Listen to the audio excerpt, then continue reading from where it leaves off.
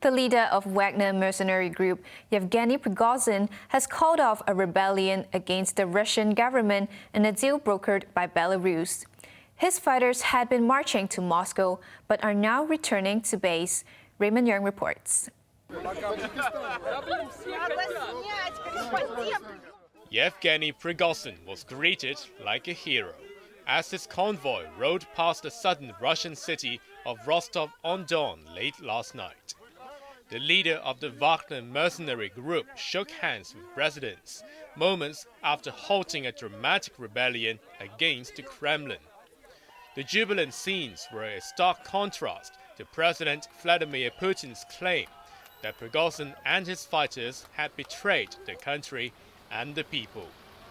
In a deal brokered by Belarusian President Alexander Lukashenko, Prigozhin stood down his troops who had been marching to Moscow, while he himself will relocate to Belarus.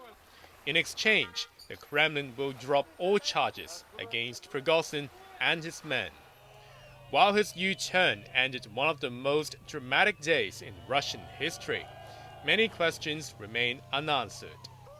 This includes whether Prigozhin will continue to lead Wagner and how many members of his paramilitary group will be absorbed into the Russian military. Putin faces an even bigger headache, especially if and how he can restore authority after failing to come up with a swift response to what many felt was a coup attempt by a former ally.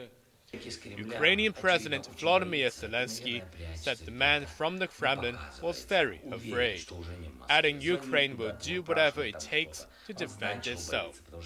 Raymond Young, HKIBC.